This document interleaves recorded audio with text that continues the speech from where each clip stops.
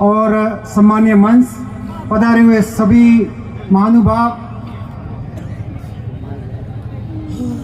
जब चुनाव प्रचार चालू था और एक बहुत बड़े समाज के तबके में महिला के रूप में पहली बार प्रचार करते हुए जब विराज देवासी जी, धर्मपत्नी रतन जी देवासी साहब के जब पधारे, तो हमेशा आप देवासी साहब तो वहाँ पधारते थे, लेकिन जोड़वास और डूंगरी में जब आप पधारे तो करीब हजारों लोग बैठे थे। उनका उत्साह और उमंग दोगुनी हो गई थी और ये तय हो गया था कि जब एक नारी शक्ति कदम से कदम मिला करके युद्ध के मैदान में अगर लड़ने के लिए तैयार हो जाती है तो वो युद्ध कभी भी हारा नहीं जाता। ये तय हो चुका था उस दिन जब आप मैडम विराज जी चुनाव प्रचार में उतरे थे कमर कस करके।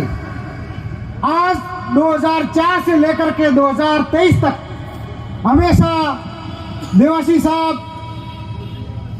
करीब 15 वर्षों तक अथक प्रयास और संघर्ष करते हुए आपने कभी भी हमारा आपने साथ नहीं छोड़ा है। चाहे दुख हो चाहे सुख हो, किसी भी समय कदम से कदम मिला करके इन्होंने सहयोग किया है। इसका परिणाम आज आप एक विशाल जनसभा के रूप में झलक रहा है, दिख रहा है। यही उनका एक बहुत बड़ा आपकी मेहनत का फल है। और आप समझ रहे हैं, अभी हमारे पूरे बहुत बड़ी हमें उम्मीद थी कि हमारी सरकार बनने जा रही है, लेकिन कुछ एक कारणों से बनते बनते रुक गई। हमारा विकास जब पहली बार आप विधायक बने थे रानीवाड़ा में, आपने खुद अपनी नंगी आंखों से आपका विकास, कार्य करने की ललक, कार्य करने का हौसला आपने खुद अपनी आंखों से देखा है। ऐसी कैसी उम्मीद हमें अब के भी है, लेकिन अब के संघर्ष के रूप में। और जरूर आप हमारे अपने साथ में मिलकर के कहीं पर भी किसी प्रकार की भी बाधा को दूर करेंगे, लेकिन शर्त एक है, आप और हमको सबको रतन देवासी बनकर के इनके आह्वान पर आपको एक कदम से कदम मिला करके साथ में चलना होगा। तभी जाकर के अपन काम कर सकेंगे, तभी जाकर के अपन किसी भी कार्य के मंजिल तक पहुंच पाएंगे। मैं इस साल बहुत धर्म संकट में रहा। बहुत सारे लोग जानते हैं, कई लोग नहीं जानते होंगे। हमारे ऊपर बहुत बड़ा पारिवारिक धर्म संकट था, लेकिन व्यापक समाज हित में, व्यापक हित में हमने कदम उठाते हुए साहब के निर्देशों पर हमने देखा कि 15-20 साल से आप संघर्ष के रूप में थपेड़े खा रहे हैं।